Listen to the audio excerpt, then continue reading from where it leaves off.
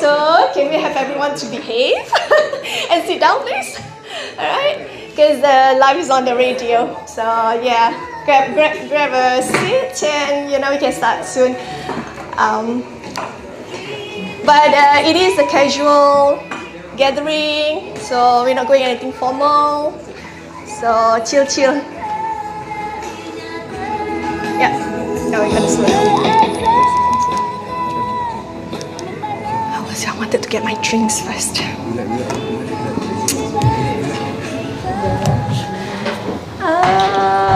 Okay, my youth council, can you guys please sit over here? Because I'm gonna introduce you guys afterwards here. So, and we kind of want to fill up the front, portion of the hall.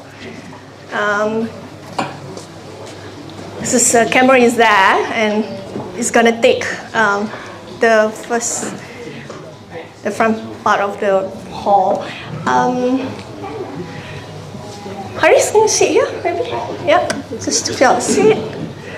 Do we have anyone else outside? No. Okay. Yeah, I think we can close the door.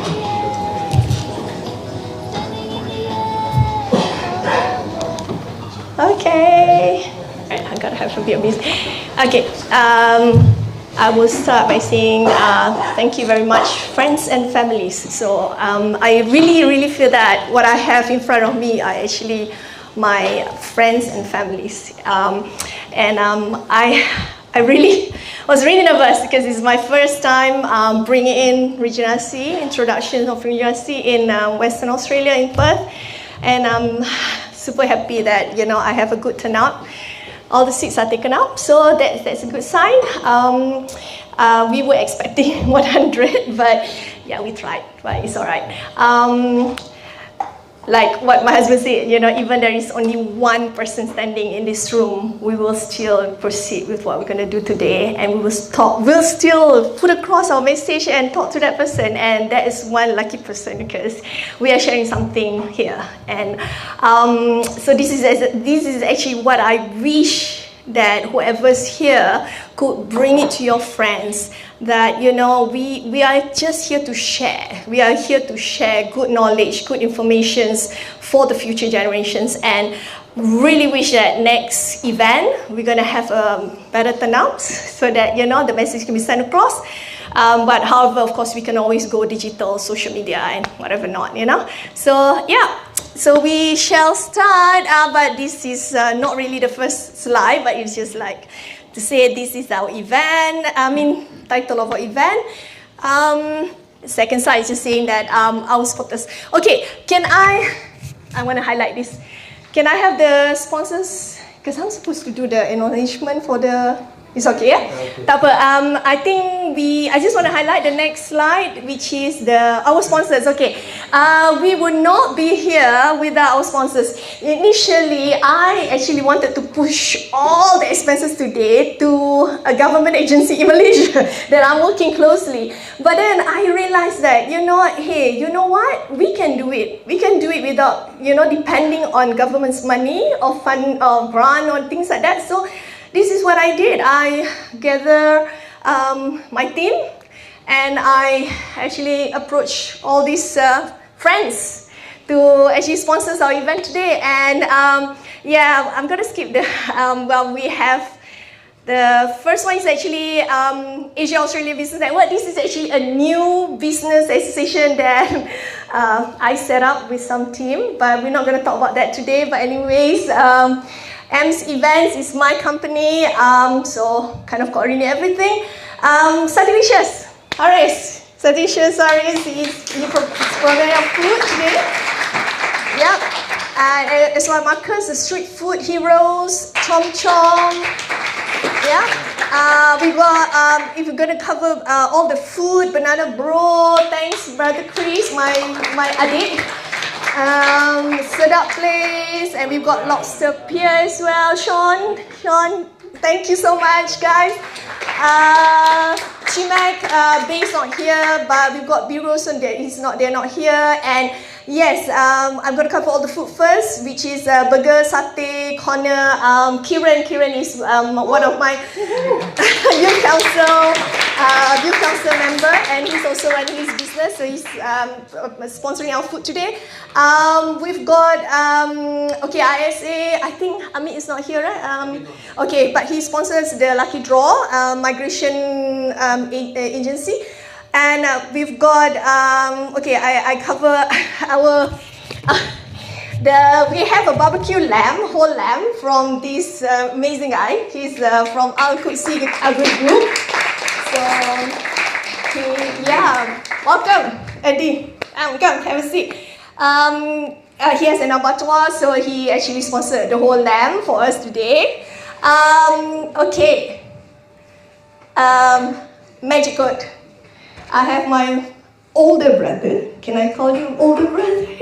Because I've got so many younger brothers here, so you're my older brother. He set up this magic code out of his concern as well on well-being, mental health and well-being of the children and the children welfare. He's doing amazingly. I've attended one of his events recently. It's just, wow, he's so huge. Thank you so much, my brother Shane, for supporting us today. Yeah, and we've got Radio Melayu Perth. Thank you, Fauzi, for covering us live. Because believe it or not, when I got the link, they said that we're going live today. People in Malaysia will go like, whoa, what really, you guys are going live, and so this is a huge thing. So thanks so much, Radio Melayu Perth, for covering us. So that's it. That's our sponsors. Thank you so much, and everyone else for showing up. We're gonna start with my speech, welcome speech for just not actually welcome. So we're gonna start with me explaining what Regeneration is all about. It's gonna be just a quick one, but before that, I think I should start with giving respect to. I would like to begin by acknowledging the traditional owners of the land on which we meet today. I would also like to pay my respect to elders past and present. Sorry, I just got that bit, so I think it covers it, right? Yeah? Okay. Alright, so, yes. No, not this one. Not the PDF. Still the slide just now. Okay, so, that's me. Yeah. And that's, no worries, it's okay. That's me. 2 years ago, I registered this NGO, non-profit organization, February 2022. And 22nd February, it's 22/02/02/2020 and whatever not. This is our launching event I had, and I made this speech. And if you guys, allow me to read my speech, because I wrote this, it comes, whatever I wrote here, I 100% believe in it. So, I would like to begin with, I must tell you that this is what I realized actually, youth is actually the powerhouse of today and the future.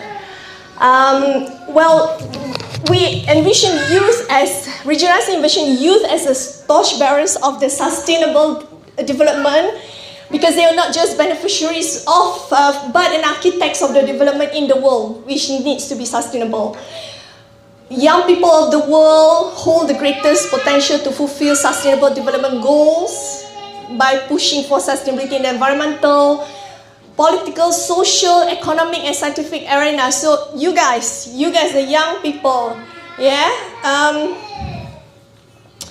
it is rightly said that the youth of today are the leaders of tomorrow. So this is what I realized, because what we want to make everyone realize is that sometimes instead of keep on pushing to make our generations realize that the one who's running the world or running the country is to realize things. The idea of sustainability and the future is actually in the hands of the youth, because if we reach out to them earlier, we talk to them, we talk to you guys,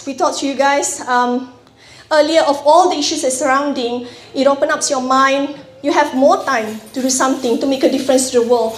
So this is basically my message, and I say that the activism of youth leads to transparency. That's very true, because you guys just speak your mind.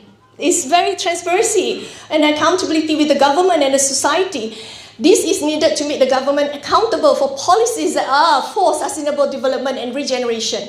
The youth of the world today represent diversity. Sustainable development and regeneration needs diversity in its reach, in which will be achieved through engagement by the youth. Thus, I believe youth is the key to achieving Sustainable Development Goals, SDG, and we need to use this potential for a sustainable future of the world. So this Regenerasi is for the youth, is for our future generation and future leaders of the nation. So that's my message to Malaysian youth, and I am now bringing this message here as well to Western Australia. But I'm beginning this movement with Malaysian and Singaporean students, youth, but however, we do want to work together with Australians, youth, and everyone, all the youth, because this, what we're doing, is not just for Malaysia, and it's not just for Singapore. Yeah, so that's my message. And right, this one we can just skip. I just want to show what we have done, so who we are. Okay, in Regenerasi, we do have, okay, what I do in Regenerasi is that I set up an elder council.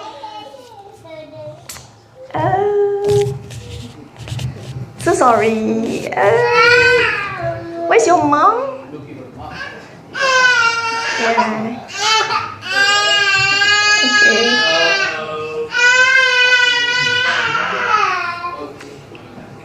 Okay. Right. Okay. So in Regenerasi, there are two council: elder council and youth council. So elder council are basically the parents, the mom and dads, who are concerned about their future, the kids' future. So we got together, we form a council, and then the youth council are actually those, the youth that we identify that has potentials to push this movement, who would fight for, I mean, I would not say fight, but for us to groom and enrich them with the right knowledge and show them the way, you know, like hold their hands and show them the way, and then off they go, you know. So so what I do here now, since I brought this thing to Western Australia, I gather a very minimal number of my elder council. So can I have my elder council stands up today? I have, come on guys, don't be shy. This is my team. Marcus, Said, Haris. So yeah, at the moment it's just us. So but four of us actually pull it off now, and this is my elder council. Said wasn't so happy with the word elder because he thought that it's like grandma and grandpa. He's asked me to change to senior council, but I say in Malaysia senior is like senior citizen. So I was like, sorry, so I'm gonna stick to the elder council. And can I have my youth council? We've got 5 of them. Where's the case? Oh gosh. Yeah. Could you just call him? So youth councils. These youth councils actually consist of 2 of my sons who are also youth councils from Malaysia. So they know what I'm doing. Do I have Soma here? He's one of my, Soma is my youth council from Malaysia, but he is supporting us unofficially. Come on guys, what are you guys doing outside? Oh, okay, no need registration anymore. This is part of my youth council. Can you all stand up first? Okay, because I did the introduction just now. And do you mind standing in front here, please? Because this is your association, it's not mine. I mean, it's for you guys. Right, so what I want to say here as well, I need more. I need more youth who believe in whatever we are doing and pursuing, and I would like to open this invitation to the other youth in this room. Whoever's interested to come on board and be part of the Youth Council Regenerasi Australia, please come to me. I do want to welcome everyone, not just Malaysian, Singaporean. What we have here, Malaysian, Singaporean, but we are going to open up to all. We want Australians, so any one of you guys as well who just, you know, the thing I experienced that when most of the youth that I approach before when I want to set up, they're just too worried. They say, what's the commitment like? You know, I mean, we're very busy with our studies, we got things. So I understand completely, everyone has their own thing. But you guys can just join first, test the water. There is no, you do what you do. This is a voluntary work. You know, you just participate when you have the time. But if you don't have the time, there is no one saying that you got to do this. But at the end of the day, this goes back to you guys. This goes back, whatever effort you're doing, it goes back to you guys. It's not for us. It's not for Regenerasi. It goes back to your resume. It goes back to, not just to make your resume looks nice, but it's your experiences that you're part of these kind of programs that we are doing over here. So think ahead. And I think the world out there now, right now, even, you know, when you go out for, in the working world, some companies even require, and they even actually ask, what voluntary work have you done? What have you done? Anything outside of your school and things like that. So you can choose. There's a lot out there, but you know, if you want to choose us, so come to me. All right. So thank you guys. All right. I think I speed up. So this is our launching event on 22nd. So you can see a big group of them. That this is my Elder Council. Previously, these are all my Youth Council generals. Youth councils, and then next slide. So we did a riot gathering I actually issue out a letter of appointment to every single youth council that participated, so that you can use the letter for your part of your resume or whatever not, so you can keep a record. So next one, we participated in this Malaysia International Agri-Commodity Expo and Summit on the 28th of July. And it's a massive big one, and that is with the Minister of Plantation and Commodities at that time. It was back in 2022. I've got my husband there. I don't know where he come from, yeah? But anyways, yeah, I didn't manage to get a lot of youth picture in here, but they were part of this booth. Okay, next one.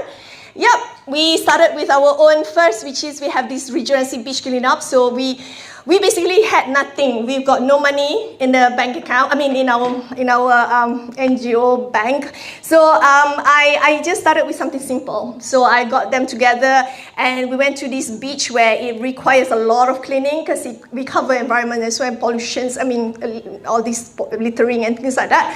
So we did that, and then the next one, I participated with Regenerasi. I represent Regenerasi for replanting of this eucalyptus with Malaysian Timber Council. So this is all in Malaysia. Next one. Okay, and then we did a night run. So this is so much fun. We did a night run, so we gather everyone. Can we have the lights down a bit? Yeah.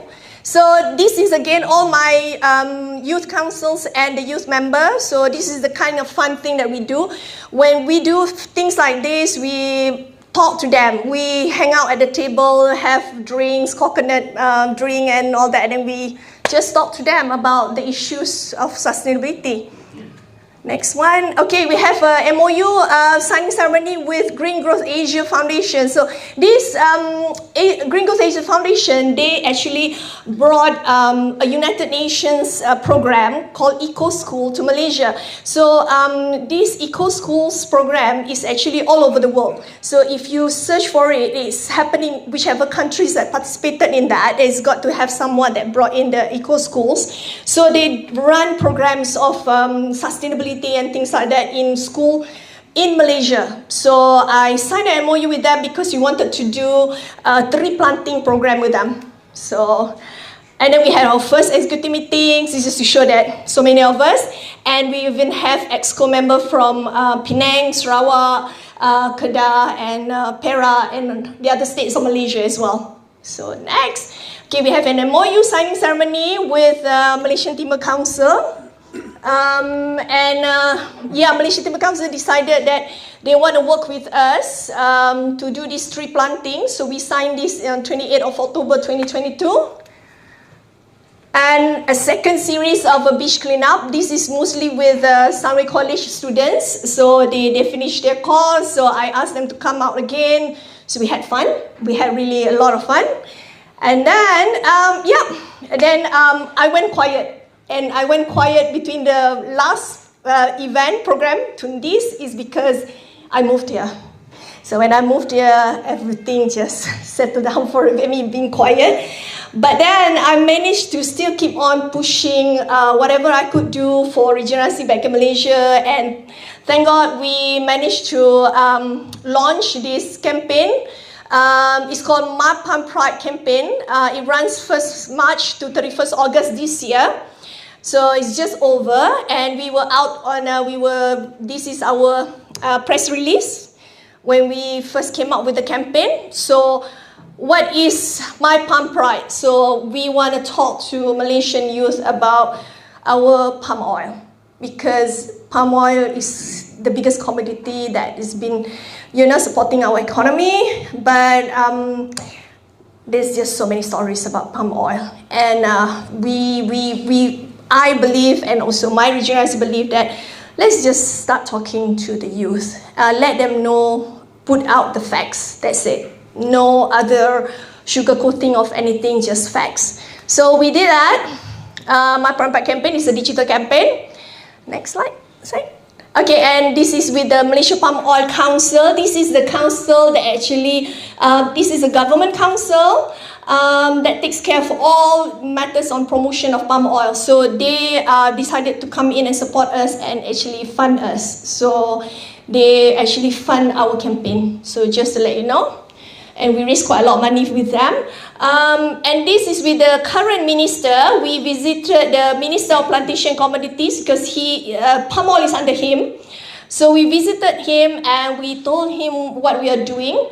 And I actually mentioned to Datuk Sri Jo that I'm bringing this movement of My Palm Pride campaign to Western Australia, to Perth. And he was delighted and he's very happy with it. And he said that he wants to talk about he wants to talk about edible oil. He said, I just don't want to talk about palm oil, I want to talk about edible oil, all sort of oil here. So hopefully one day I can organize, so this is the beginning today, starting.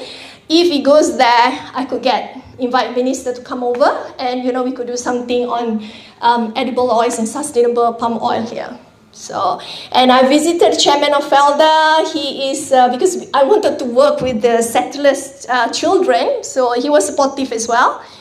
So next slide.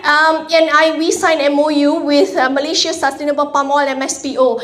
So this is the certification body of, the certification of Malaysia Sustainable Palm Oil for Malaysia. So meaning that all the palm oil products that's produced by Malaysia has to have MSPO logo.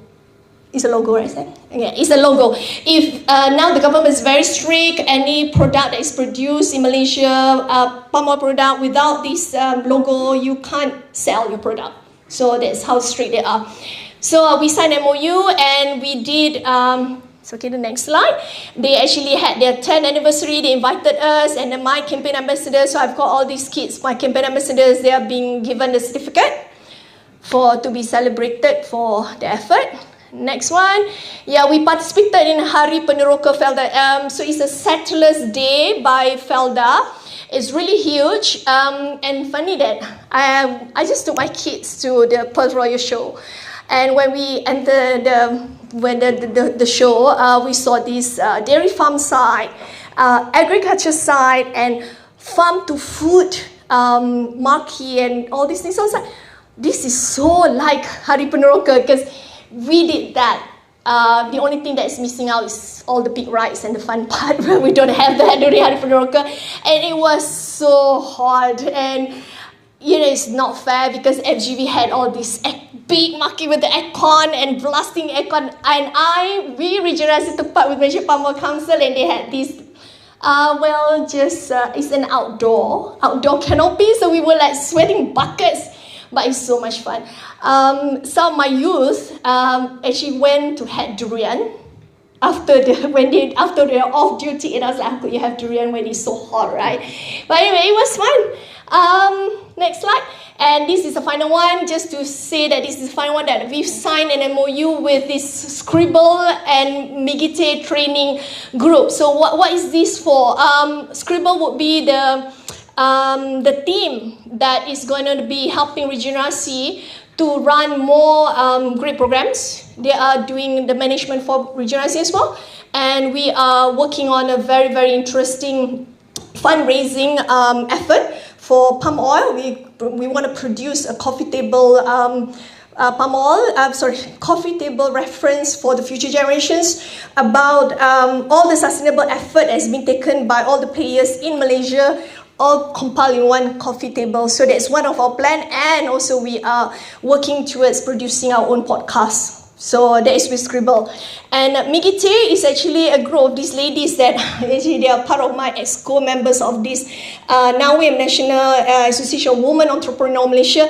They are very, very strong in training. So I've spoken to them. I said I want to produce a training program for the youth, whereby it's more for the corporate ethics, whereby the problem we have in Malaysia is that a lot of youth, when they start working after they graduated, they don't stay long.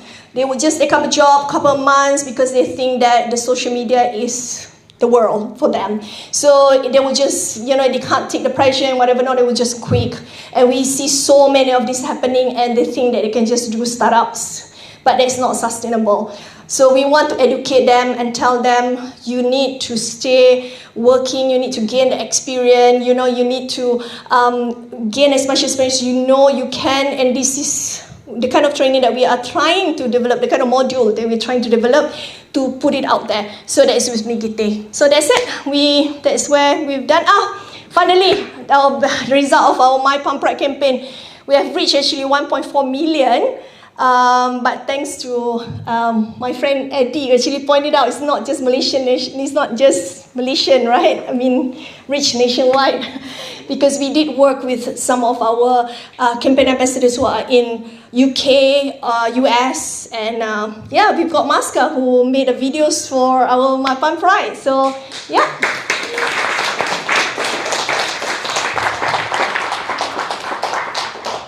Okay, that's it. So we can skip that one. We can go to the. Now, there's our mission vision. Done. Next is if you guys can just can I play this? You guys can just watch our launch campaign launch video for My Pump Pride campaign. Quite lagi.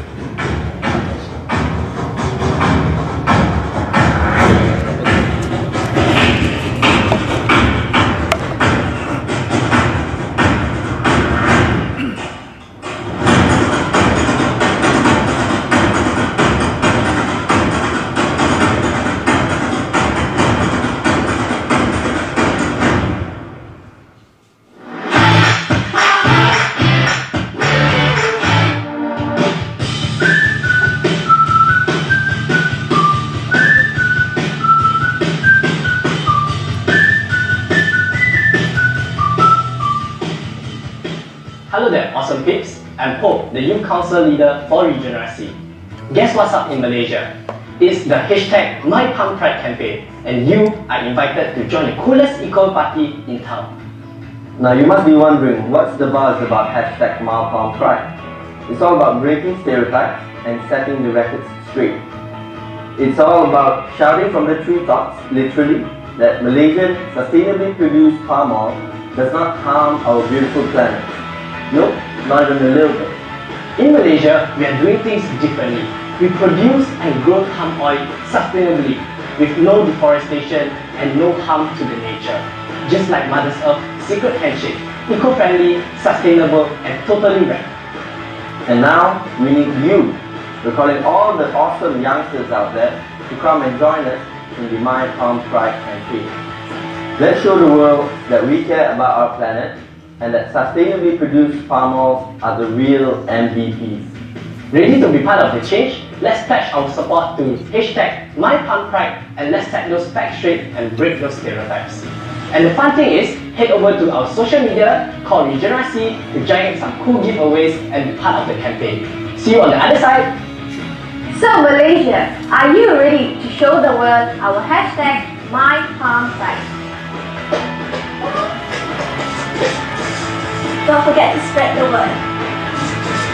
Enjoy the movement. Together, we'll make a positive impact. Go green! Stay cool. Let's make our planet proud. Think green. Say yes to MyPalmPride!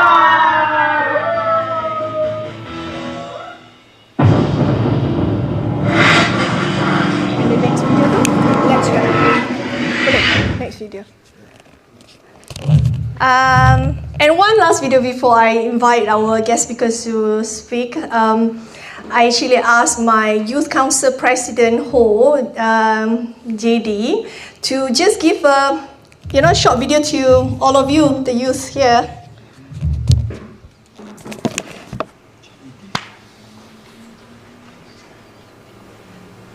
All right. Hello, hi everyone, I'm JD and I'm the Youth Council President of Regenerasi, and I wanted to take this opportunity to extend a warm welcome to all the Malaysian students in Perth. So I'm not sure you can see it on my face, but we are very excited to have you with us on this journey together towards a more sustainable future, not only for yourself, but also for your parents and also for the future generation that's going to come.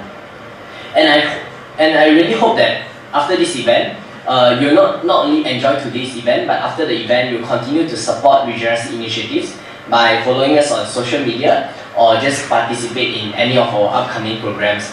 Because personally for me, I think Regenerasi has been a very amazing platform to connect with other like-minded individuals. And during this time, I had a lot of fun with the other youth councils, the other elder councils, while at the same time work on impactful projects. And this kind of impactful sustainability projects are I think the reason why would be the hashtag MyPalmPride campaign. And personally for me, I think that campaign is very refreshing because it's fully digital, and I don't think there are many campaigns around that is like fully digital.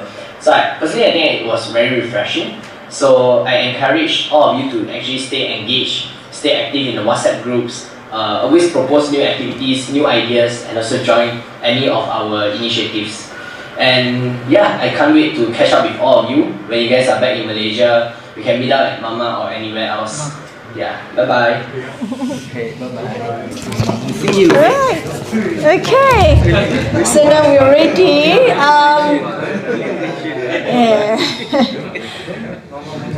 Yeah, Mama. Okay, so I would like to welcome the first speaker, which is my darling. Oops. Marcus. Okay. So Uncle Nazrul is going to talk about sustainability in general. So can I have Uncle Nazrul? Thank you. Thank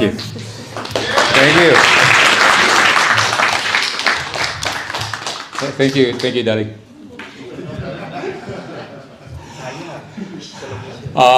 It's a great honor to be here with the future generation. Actually, we're all future generation, right? Because we're still alive and we still have years to go. And I've been given 10 minutes to basically share some experiences that I have had. At the same time, some concepts on sustainability and why are we talking about this subject. Yeah. Primarily because the global population is growing at such a rapid pace. Back 30 years ago, the global population was at about 4.5 billion thereabouts, and it's 8 now. 30 years after that, it's 8.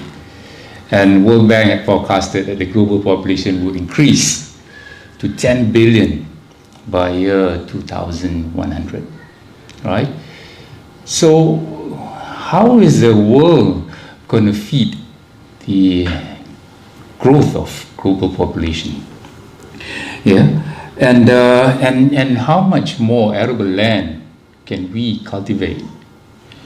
And at the same time, how much more fossil fuel are we going to extract, and how much more carbon dioxide are we going to produce to further thin the ozone layer that we have, which is already so thin.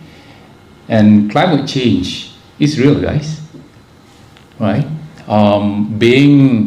Having to work in the largest palm oil company in the world, where we procure close to 14 million tons of oil palm, of which 70% of them are from smallholders and 30% are from our own estates, which measures to about 1.5 million hectares of land that we work on. And we do see and notice that fruits are getting smaller, bunches are getting smaller, the amount of oil that we can extract is lower.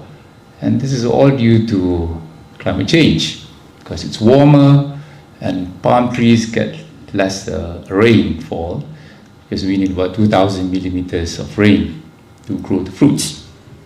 Yeah. So guys, if we don't do anything about it, right, we're practically screwing ourselves, yeah, and our future generations. And I just want to share that this is not my first engagement here in Perth. My first engagement with people of Western Australia in relation to sustainability was 31 years ago, when I had accompanied a group of Malaysians in another NGO, not-for-profit organization that was organized or supervised by my mom and my aunties at that time. So it's really refreshing to be part of a movement still.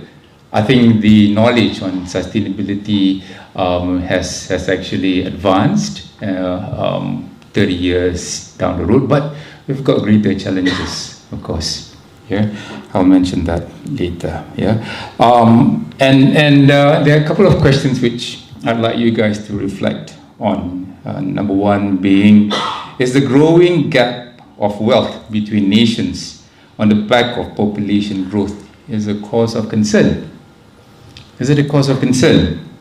Because if you look at the richest country in the world, which is Luxembourg, the population of around 600,000 people makes $128,000 annually.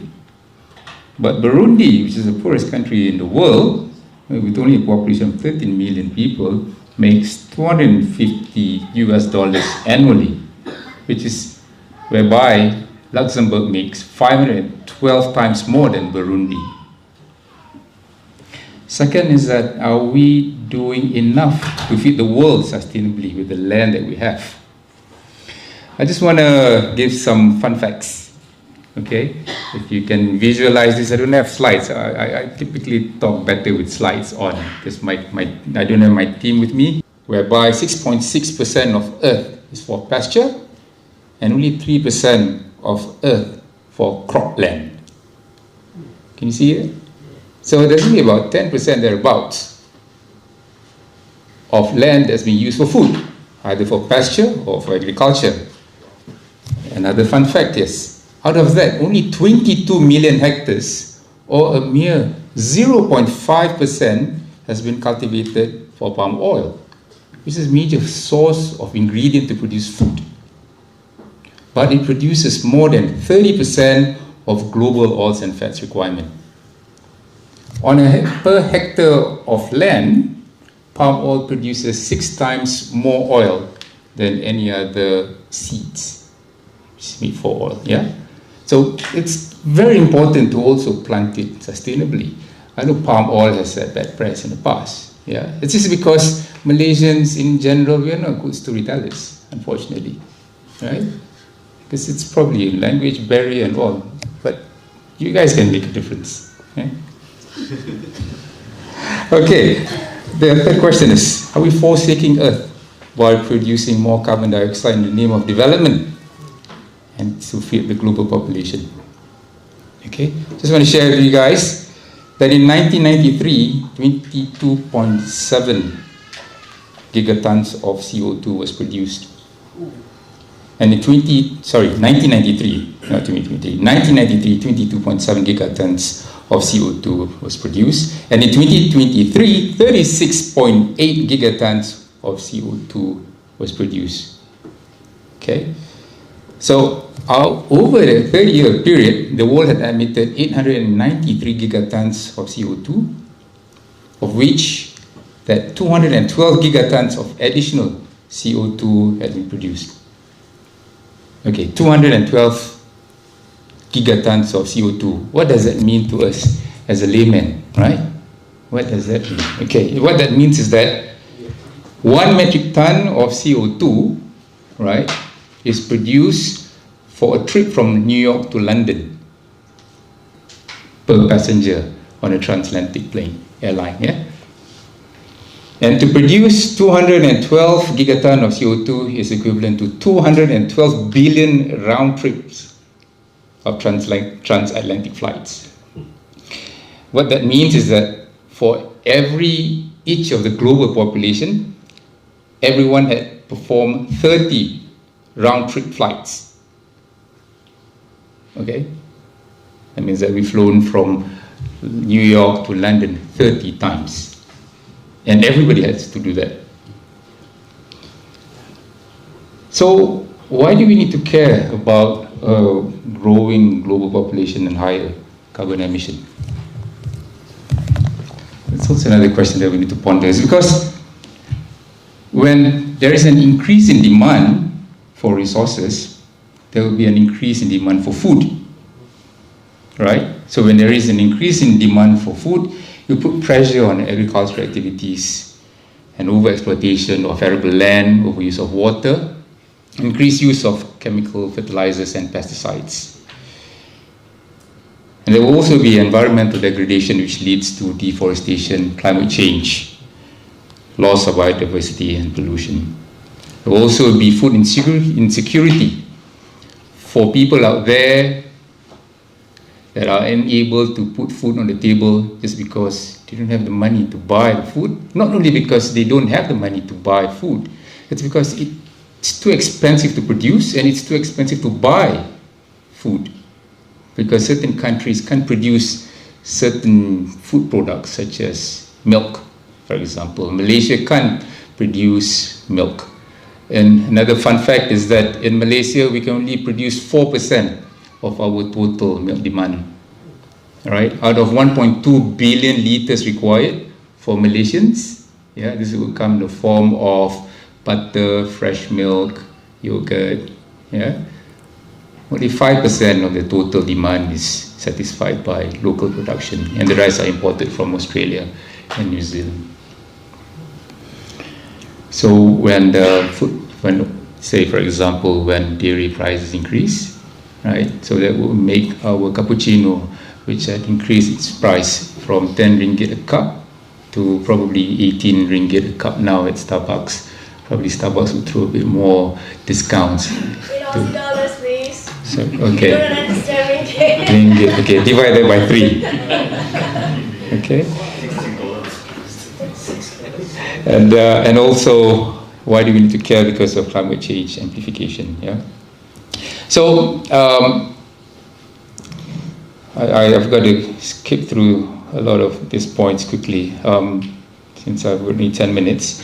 And I think for the youths, you know, why is it important for you to undertake or have an interest on sustainability, and how do you then take forward this agenda as, of course, through education and research in key fields such as in agriculture, waste management, water management, urban planning, architecture. We need a lot of that in Malaysia because there's just too much wastage. And we see that in Kuala Lumpur in particular, there's been too many sinkholes appearing. You know, next thing you know, Godzilla will appear from a sinkhole. We don't want that to happen. So because there's just simply just too many pipes, right? There are just too many pipes that have not been serviced, been maintained well. Yeah, because I think we are a rich nation. We are very fortunate to have natural resources.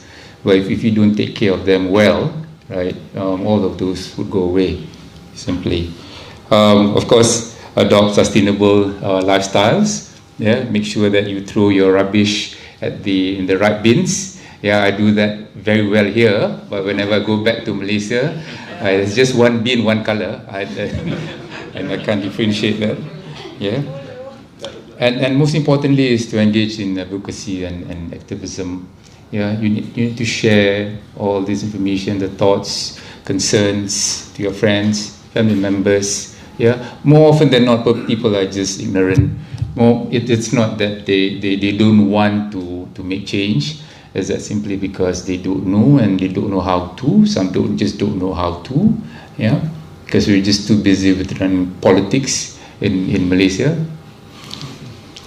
And also innovation and drive solutions. I mean, you know, in Australia, you definitely learn from the best, from effective and efficient use of resources. It's a big country, guys. With 28 million people, with cities that are so far from one another, and Perth being one of it, and the next one is Hobart, perhaps. Yeah, Darwin. You see how far they are from one another. And Malaysia, we're only 32 million. We are 32 million, but it's such a much smaller nation.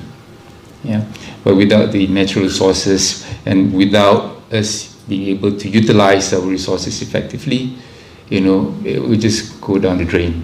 Yeah, we've seen a lot of spillage in the past, and at the same time, in ESG governance, right, is the epitome or a critical subject matter in ensuring that we take the agenda forward in a very sincere and frank manner.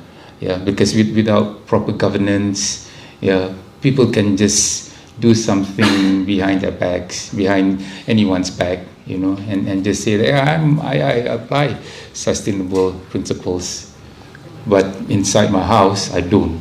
Yeah.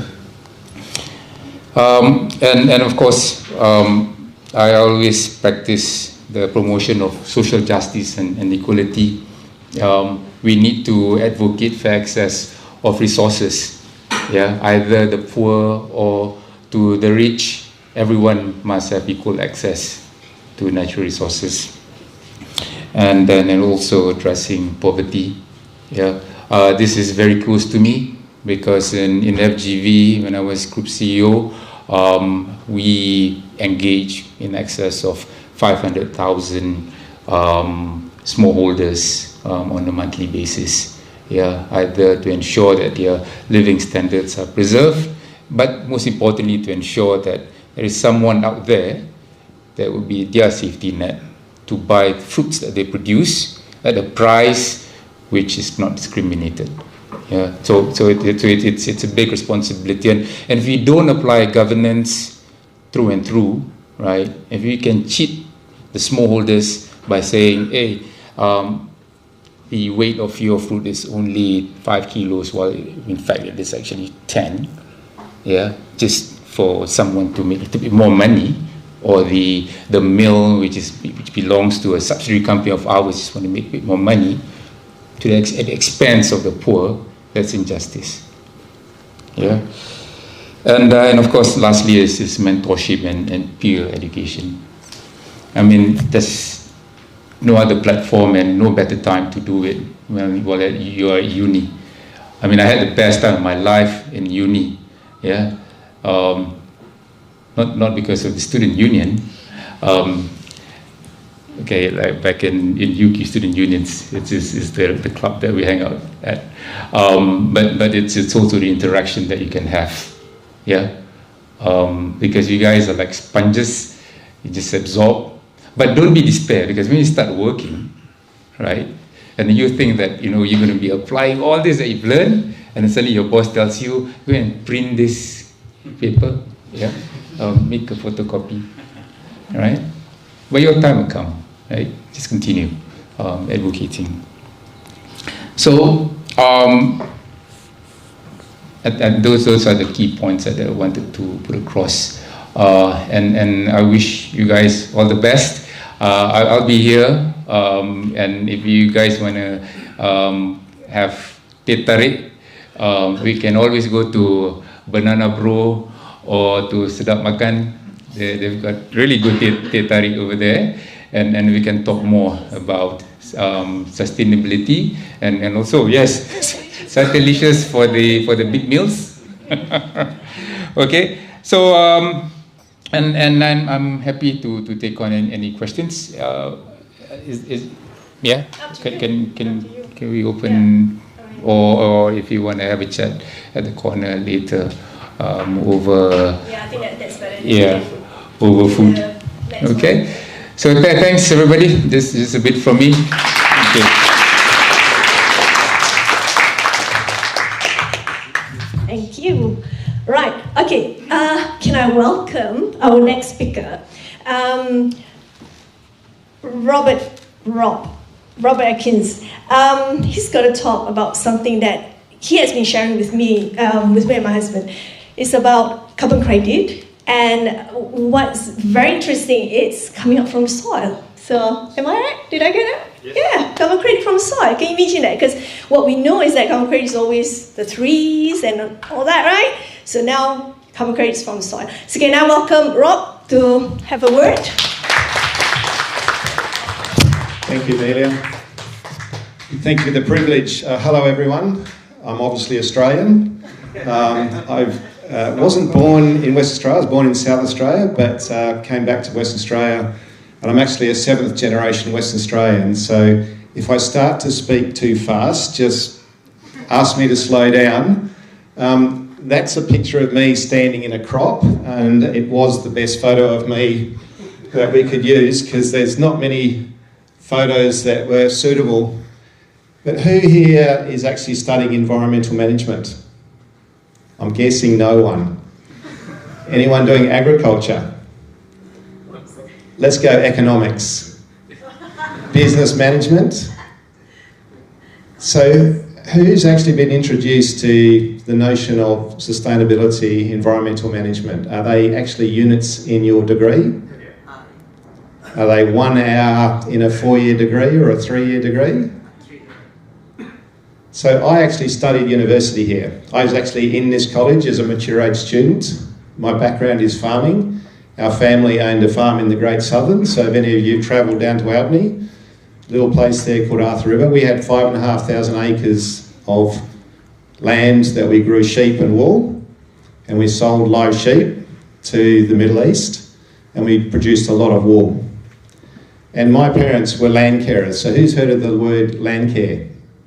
It's a very Australian thing. But basically there was a movement that was initiated by a government to get farmers to care for their land. And I entered into that industry. I went to Curtin University as a mature age student because we as a family decided that we wouldn't continue to farm and we wouldn't go through the what I'll call the death throes of succession planning, where brothers, families have to then go and fight over pieces of land. So I then entered into the West Australian government as a land care development officer. Now this was the first real push where we were talking about sustainability.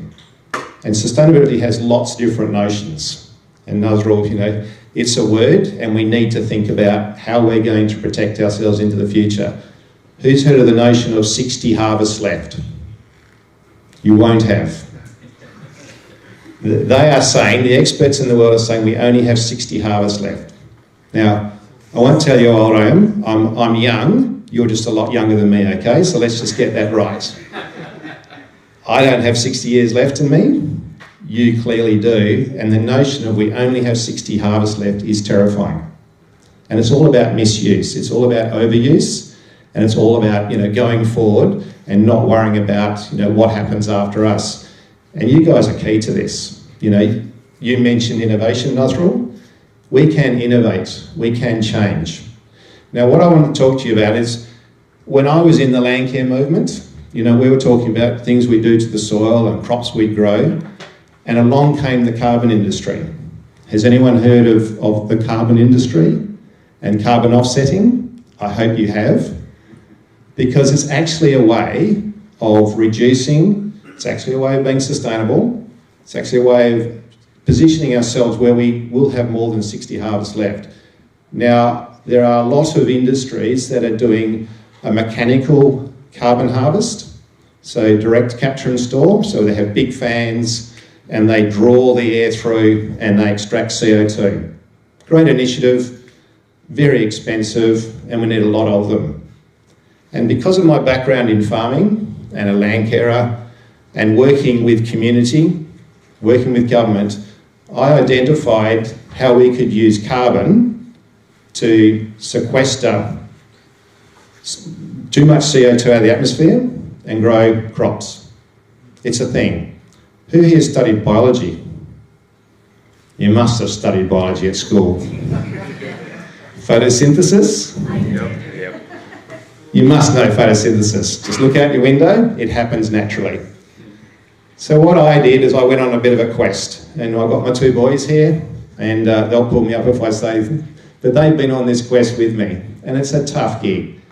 It's much easier being an economist, or a business manager, or a stockbroker, or a CEO, going down the path of environmental management, setting up a new business, and actually looking at how we can sequester more carbon out of the atmosphere to protect our future, to decarbonise, but to grow crops.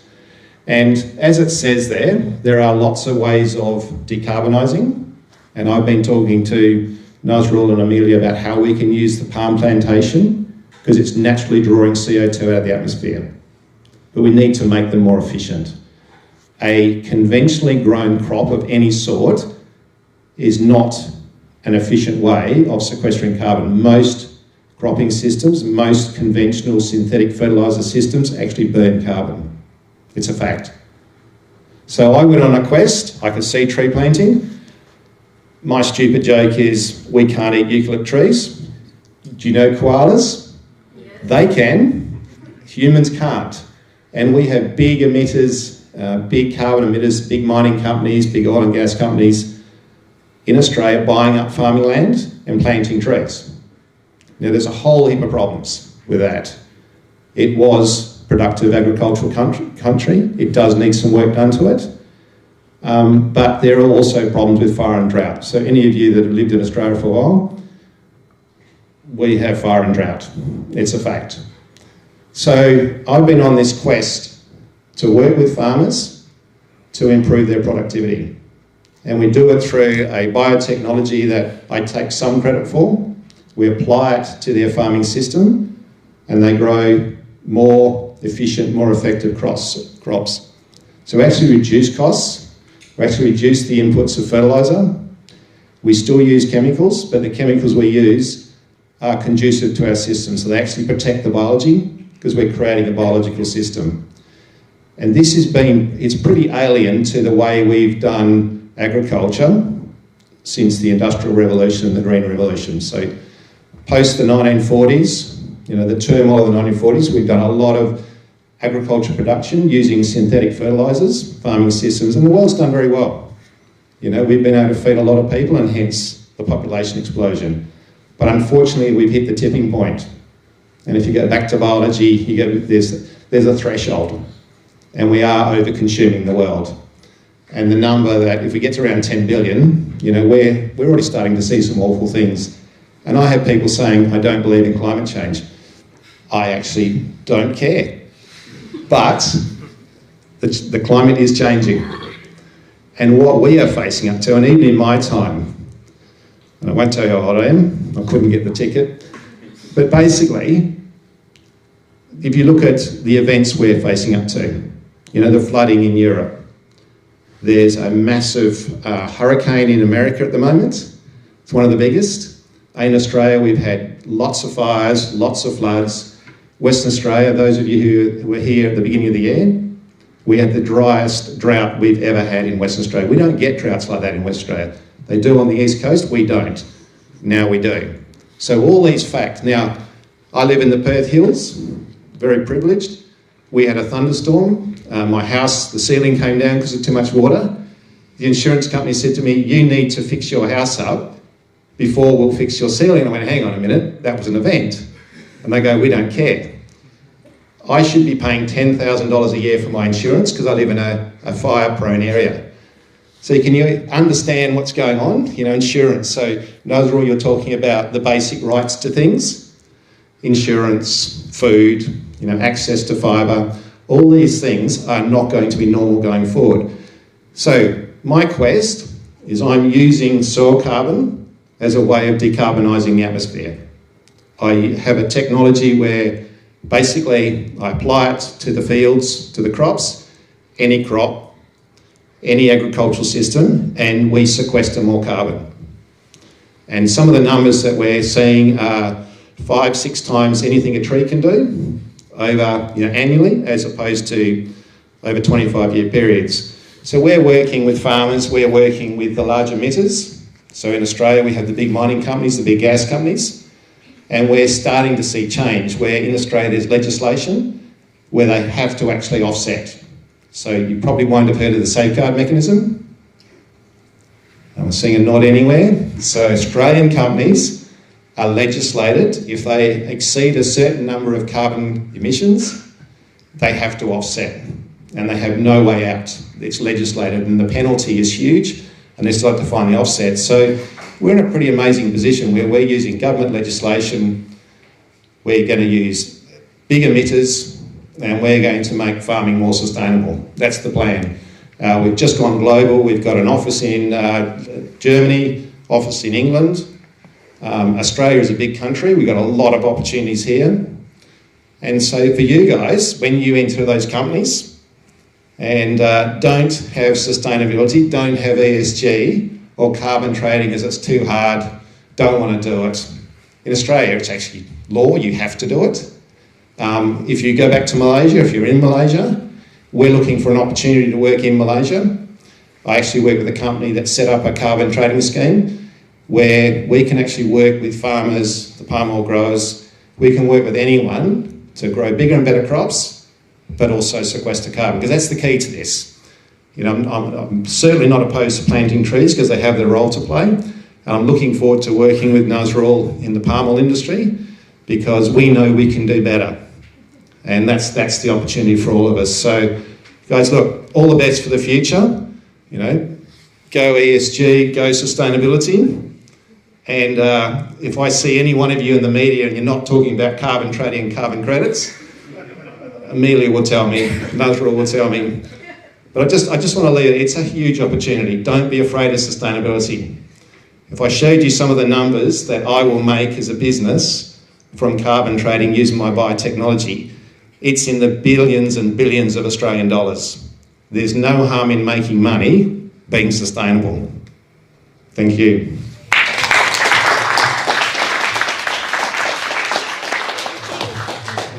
Thanks, Rob. Wow. Who wants to make billions and billions of money while still saving the world? Yeah? And be sustainable. So that's what we need. Because honestly, when we talk about money, we are not like, you know, we in whatever effort we're doing, we need money. So, and I know you guys want to make money as well when you guys finish studies and things like that. So go sustainable. Yeah. So go into sustainability businesses. So anyways, can I welcome my brother Shane? So I just want to say that before I pass the mic to Shane. Since I moved here, it's really an eye-opener on a topic about mental health, because seriously, Malaysia, it's actually everywhere around the world, these issues about mental health. It's actually an illness as well as part of our body and things like that, but it's just that it's not being spoken or really acknowledged in Malaysia. So when I arrived here, I actually attended a conference of the Parents and Citizens Association, which is like PIBG Malaysia, and I attended a conference and I had these speakers that come out at the front, and it's a young girl who set up a foundation, and she did that because she lost a brother because of mental health issues. So that really took me, it's really an eye-opener. And when I do this, Regenerasi is supposed to cover environmental, social, and governance. And what is social? Social is actually mental health, well-being. And what I see is that the future generation, you guys need to also be guided or to be taken care of your social part. So therefore, I I applaud my brother Shane for setting up this magic code for kids because he covers these issues. So can I welcome Shane to just have a few minutes? Thank you very much. Well, when Amelia first told me I had to do a short speech here, she said, brother, just do 2 minutes. I know you don't like speeches, just 2 minutes. Now she's allocated me 10 minutes, so I've got to kill some time. I'm going to hand some of these brochures out to you guys. They'll kill about 8 minutes. Help Uncle Shane. No, let me do it. I need to kill some time, it's okay.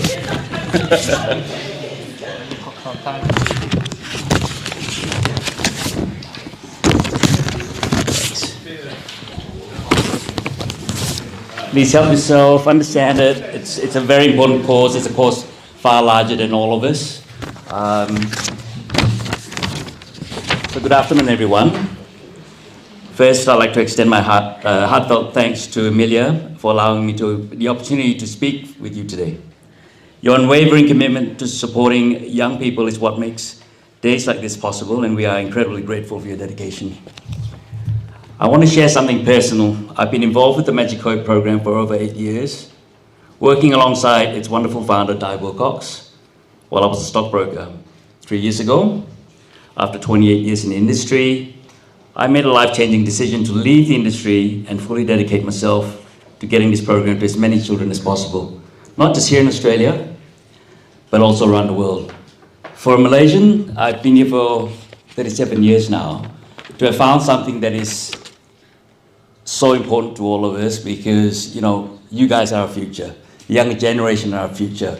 And to be able to find something that important as an ex-Malaysian, to bring back to Malaysia, to make change in children's lives, it was very important for me. So 4 or 5 months ago now, I think, we brought it back to Malaysia. It was really well embraced, especially for Asia, where they don't want to talk about mental health issues, right? It's shunned upon. But I was so surprised that some of the educators there embraced it far quicker than here. They wanted it, said, bring it to us. And Thailand found out about it. Thailand goes, bring it to us. So now I'm tasked to putting a team together, put a business plan together, put a process in place so that we are able to go and support the children who are our future. So the reason, I veered off a little bit from there, but that's how passionate I am about it. The reason is simple. The reason I left the industry to focus on this is because of the why. I've seen the difference it makes. I've also seen what happens when the tools we teach don't reach children who desperately need them. Someone very close to me struggled during their most vulnerable years as a child. They didn't have the access to the emotional tools that we now provide, and I often wonder how different their lives could be had they had the support that they needed. That's why I'm passionate about what we do at Magic Code. We're a small organization, but we have managed to empower 50,000 children through our programs. These aren't just numbers. Each child represents a life that has been equipped and given hope. The Magic Code provides tools to children to regulate their emotions, build resilience, and feel safe. These are critical skills, especially as we look at the mental health crisis facing teenagers today. In Australia, teenage mental health is a growing concern. Around 26% of Australians aged 16 to 24 experience high or very high psychological distress in recent years. Young women are particularly affected, with 34% reporting high levels of distress compared to 18% of young men. Globally, the situation is just as urgent. UNICEF reports that 1 in 7 adolescents aged 10 to 19, that's about 166 million people worldwide, experience mental health issues, with anxiety and depression being the most common condition. Suicide remains a leading cause of death for teenagers, both in Australia and around the world. It's literally once a month. That's in Australia. I open the papers, another teenager's gone, and that's all through suicide, because trying to get diagnosed for either ADHD or having the privilege of seeing a psychologist. It takes months, sometimes years, and they just don't have that time, right? So Mental health is a global crisis, and we can't just put a band-aid on it. Governments have been putting band-aids on mental illness for far too long. They're going to come in droves. What they have to do is fix it from ground zero. Children between the ages of 4 to 11 is a crucial stage because every child goes through trauma, and you don't realize it till you hit 12 or 13, and just something happens with the chemicals, and you go through hormonal changes, and it stays in you, right? Then you've got a problem. So what we do at the Magic Code is try to empower them between those ages to be able to deal with all the trauma that they're going to face or deal, or, you know, it all just comes 12 to 13, so much happening in your body, right? There's sex, there's change in hormones. I'm not looking at you for a reason, but everything happens and it just sets in concrete, right? And whatever trauma you had as a child, it becomes a realization when you're around that age, and it just goes into hard concrete because you're no longer a sponge. You've been a sponge for all that time. So we try to intercept that, give them the tools to cope with all of that, because when they get to there, they'll know how to cope with it. It's a hard road, but you know, we're getting there. The important thing is, you know, a French guy said, his name's Frederick Douglass. It doesn't sound very French, but it is easier to build strong children than to repair broken men. The solution starts with them by empowering children between the ages of 4 to 11 before these challenges take hold. That's exactly what we do at Magic Code. So if you're struggling, please don't hesitate to speak to someone. Never be afraid, because you're never alone. Reach out to me or one of us, because we're always here for you, right?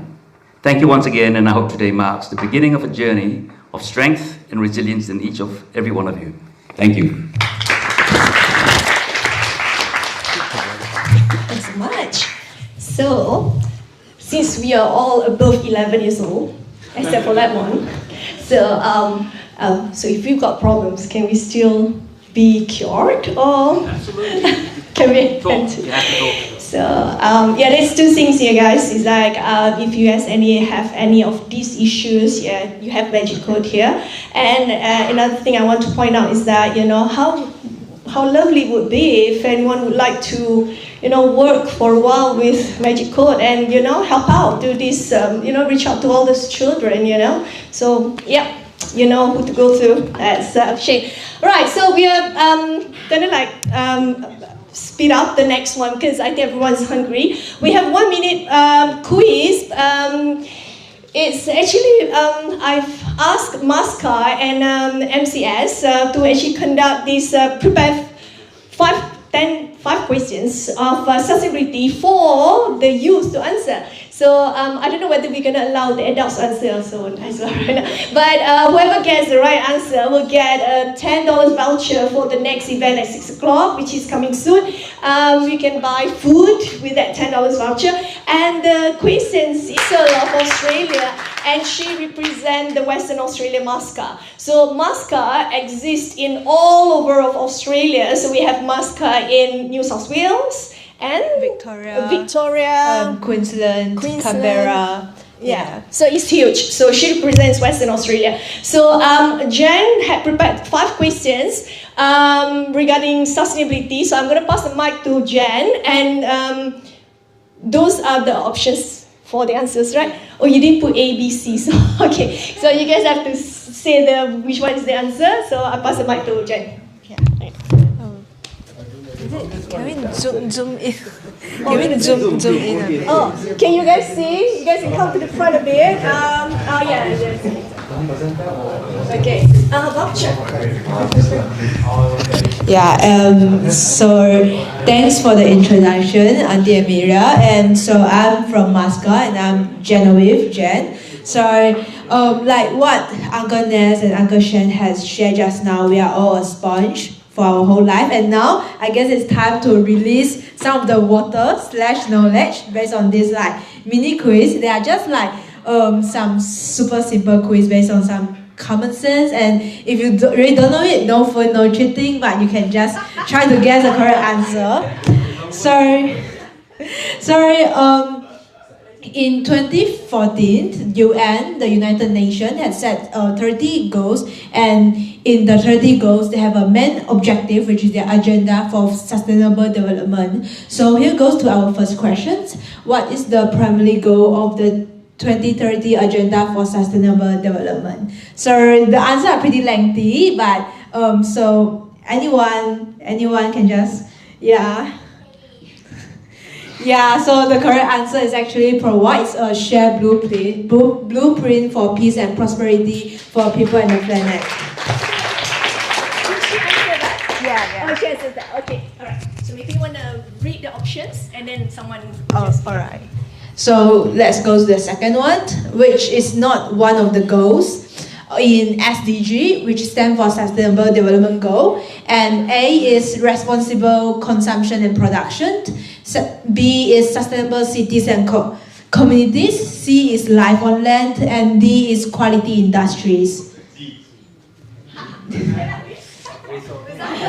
Yeah, and the right answer is the quality industries.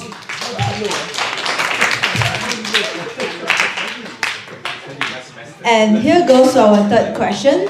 Which of the following products uses palm oil during the production process? And A is biofuels, B is canoe, and C is detergents, D is baked goods, and E is all of the following. Yeah.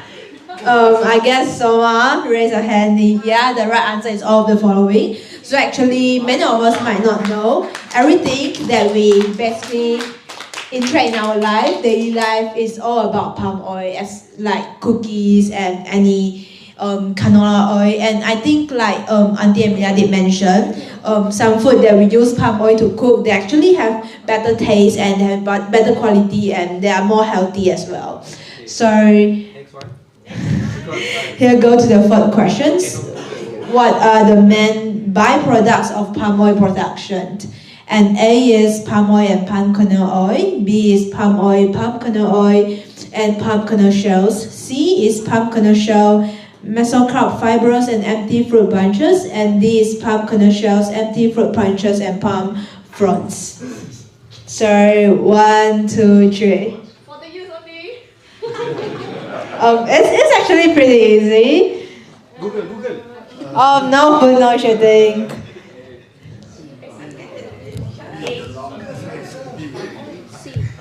Yeah. I think it's C. Right? I've heard of mesocarp fibers somewhere. Yeah, the right answer is actually C, palm kernel shell, mesocarp fibers, and empty fruit bunches. And here is our last questions, which is very important for those who are studying in economics or business, or at least it's a common sense. I guess, how much did the palm oil sector contribute to Malaysia GDP in ringgit? So A is 5 billion, B is 50 billion, C is 25 billion, and here we go, D, 35 billion. The last one. Yeah, the answer is 35 billion. Yeah, so that's all from the quiz from Masca, and I hope you guys enjoy the 5 questions. Okay, thanks, Jen. It's actually supposed to be questions on sustainability, but somehow the next 5 questions is still going to be palm oil, so let's make it interesting. This has been prepared by Malaysian Cultural Society from UWA, and we have our president here, which is Nigel. Nigel will conduct this. You're going to have someone else, so you can just take it on. Okay, so MCS actually prepared 10 questions, so okay, go for it. Thank you. I guess we're in a time crunch, so I'll just start off with the first one. So first question is, why is palm oil commonly used in food products? You got A, it is tasteless, it has a high melting point, and it's stable at room temperature. It is cheaper than water, it is toxic in large quantities. I mean, it's quite, it's quite in your face answers. So B is correct.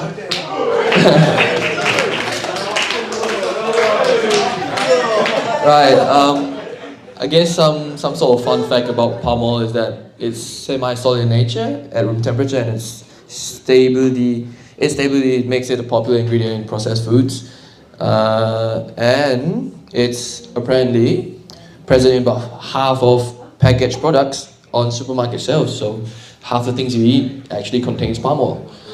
Going to the second one, what is one of the benefits of palm oil over other vegetable oils? It's more expensive to produce, it requires less land to produce, it's difficult to refine, and has no health benefits. I mean... Okay. Not the same person. We got, I think, Kiseng raised his hand first. I think it's B. B is indeed correct. Right.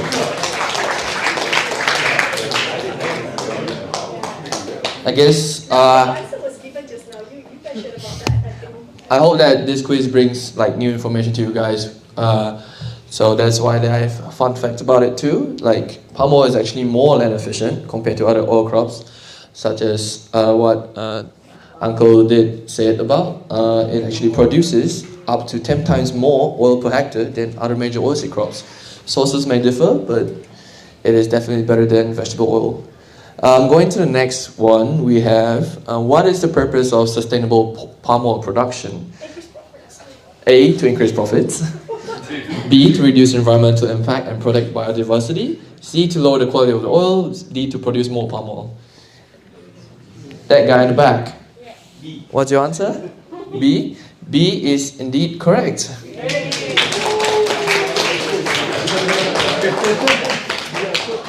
Fun fact about question 3. Cool. Let's move on to the next question.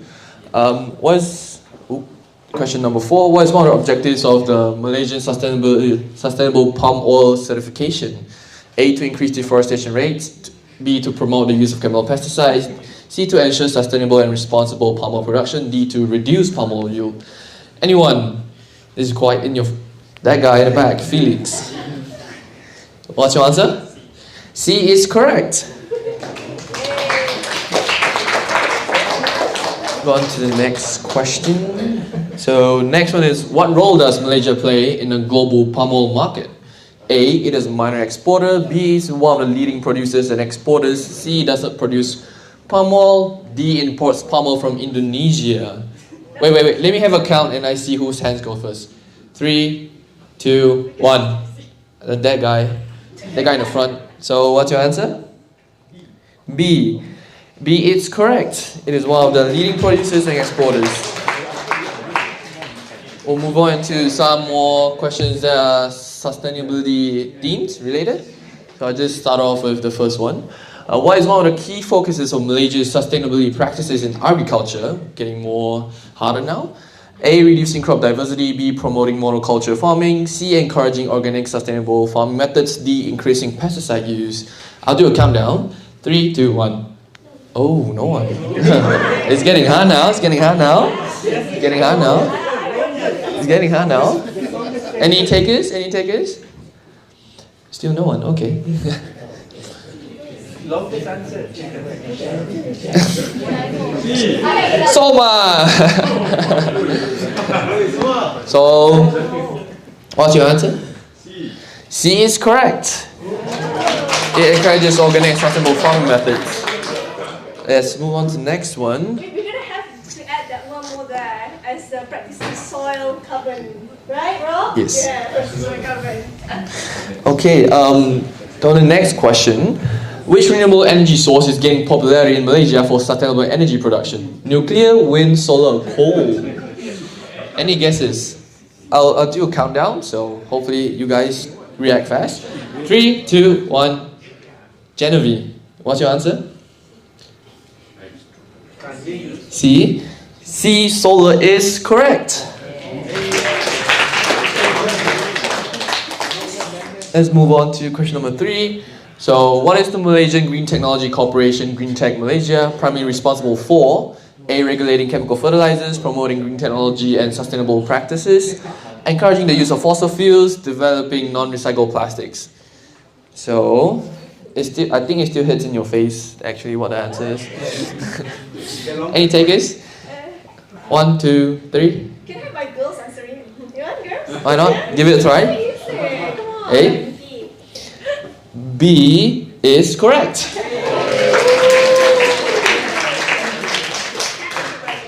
So we'll move on to our last two.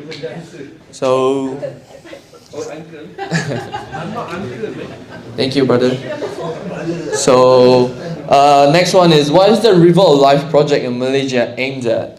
Building more factories along rivers, clothing rivers for industrial use, revitalizing and transforming riverfront areas in Kuala Lumpur, converting rivers to highways. I mean, it just hits in your face, so I guess this is a reaction game now. So I'll count to 3, okay? 1, 2, 3. Oh. I mean, it's a free prize. Who was that? Who was that? Raise your hands. I can't see you. It's you again. Can we change someone else instead of Soma? I think he has a lot of answers already. Jen wants to get a hit. Okay. C is indeed correct.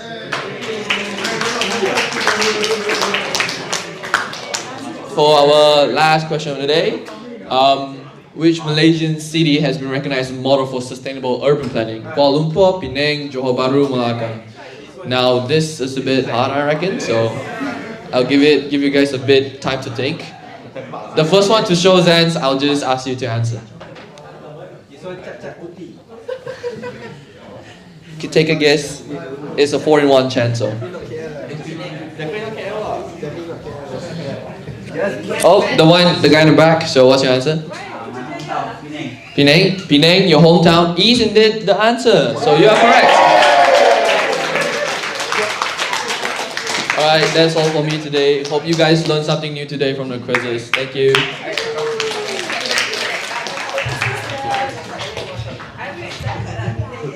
Okay, I promise you guys this is like the last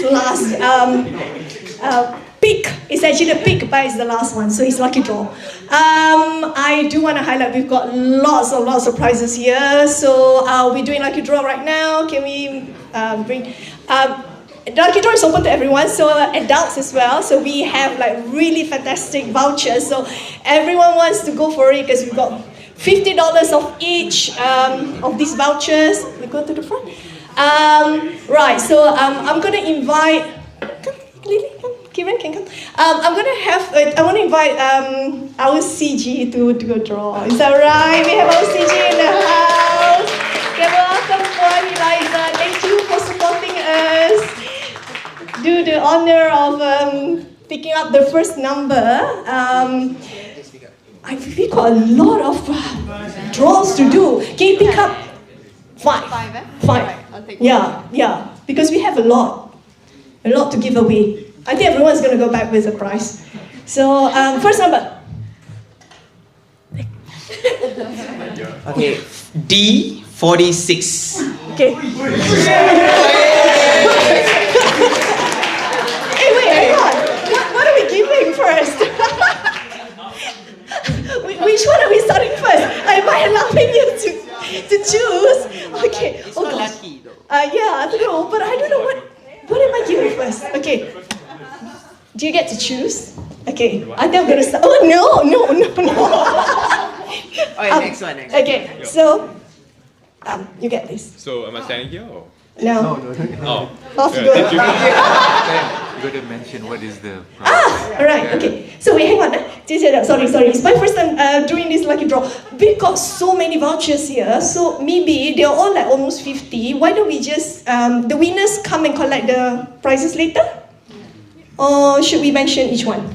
Mention each one. Okay, alright, if you guys don't mind, if you guys not that hungry. Yeah, I did just now. Okay, just now Shane had walked away with a $50 voucher from Biru. So there you go, you gotta eat, you guys can go and eat with friends.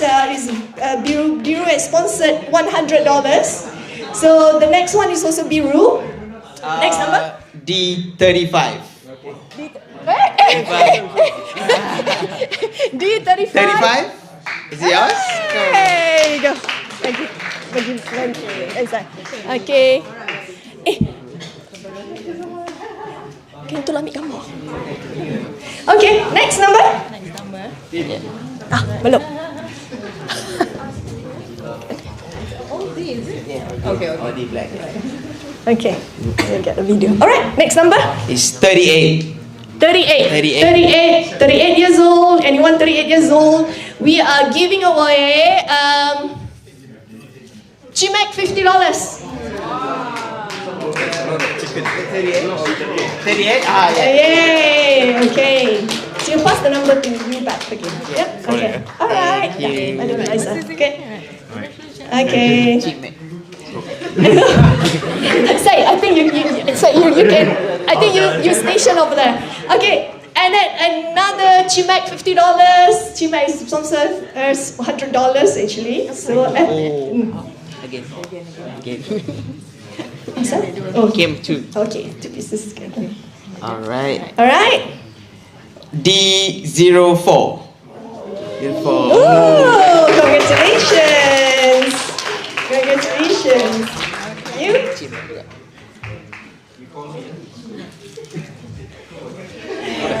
Wait, Liza, do you mind going on some more, doing some draw some more? Okay, thank you. Okay, next two, $50 voucher for Cotton On. And I've got 100 here. So it's sponsored by ISA Visa Migration. So thanks, Mr. Amit. Right. D17. 17, going once. 17. Is that Outside. Outside? David? Oh, there's one guy outside actually. So how do we do this? Should we forfeit? Right, just skip. Should we be mean and cruel? Skip. Right. Okay. Sure. Last chance. Okay. Next one. Right. Oh, 01. First one. The first one. Yeah, got it. It's totally purely lucky draw. You got lucky. Okay, next number, another $50 voucher. Cotton On. 2, 3 more Banana Bros vouchers. D03.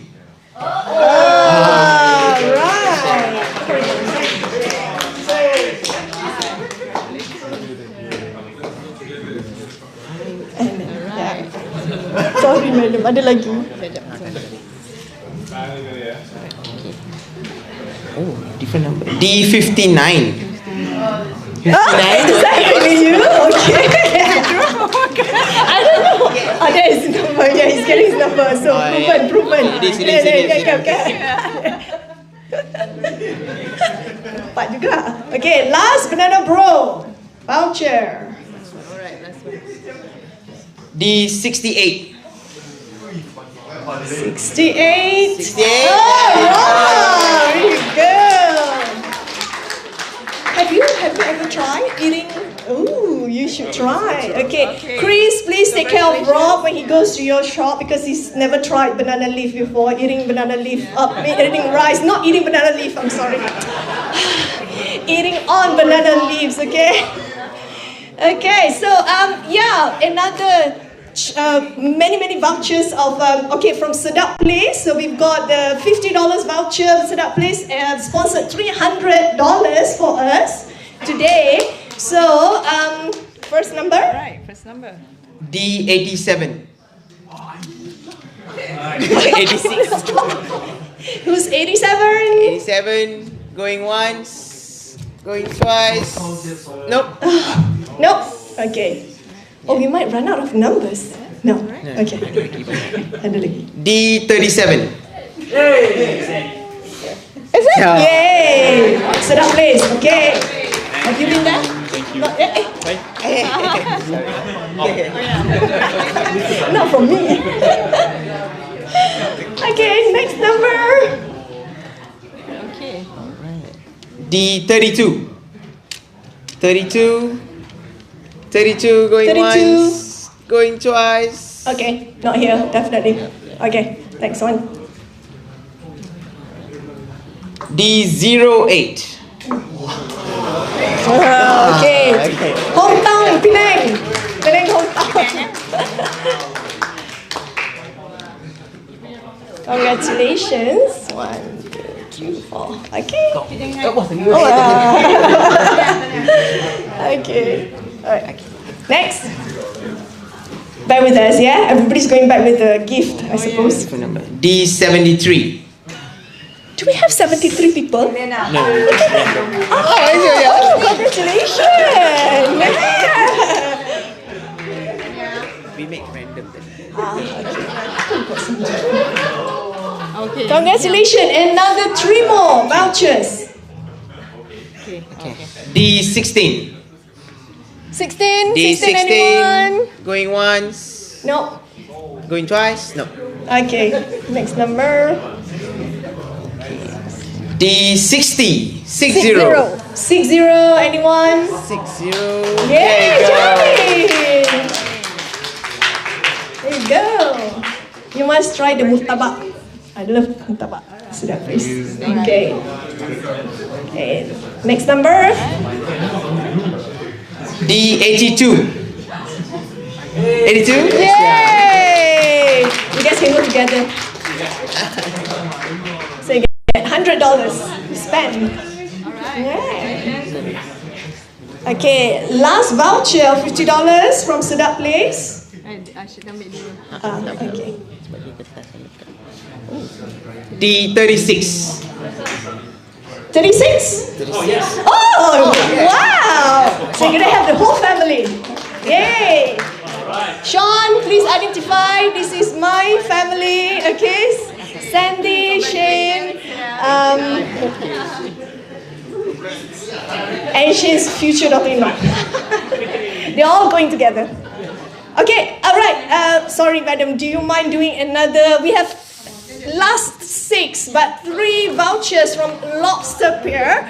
Lobster Pier. Lobster is a lobster pier. $50 voucher, 150 in total. So can we have the first one? D40. 40.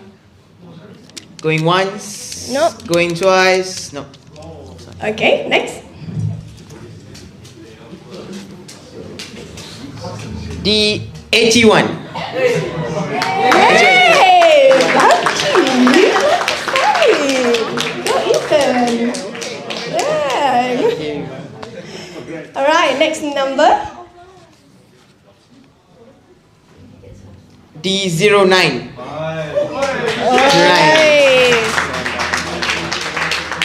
I have not been to this restaurant, but I think it's kind of like a fine dining thing, a little bit. So do dress up when you go, or bring your girlfriend. bring your girlfriend or something, you know. Okay, next. D57. 57. No. No. Oh, you got it. The son got it. Yay! Yay! Oh, you can bring your girlfriend as well.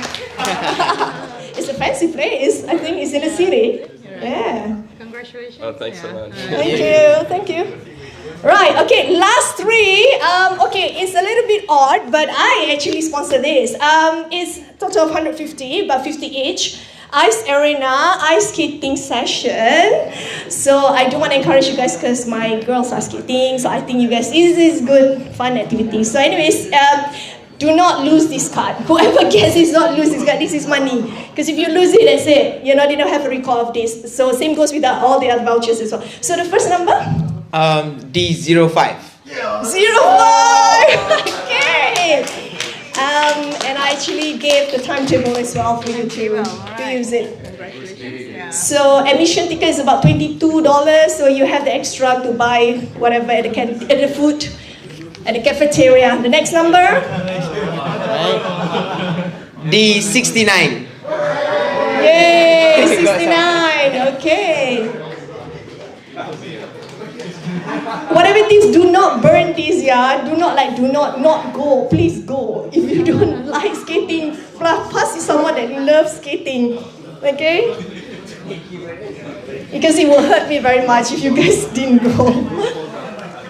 Okay, last one, last number. Can I get a drum roll? Oh. 90. What? 90? Yes. 90. There you go. Hey! Danish friend. Yay.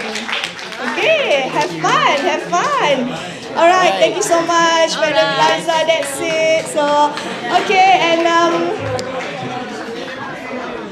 this wrap up everything. We're just gonna show some stuff on the screen, but it's alright. You guys can get food and can come back here.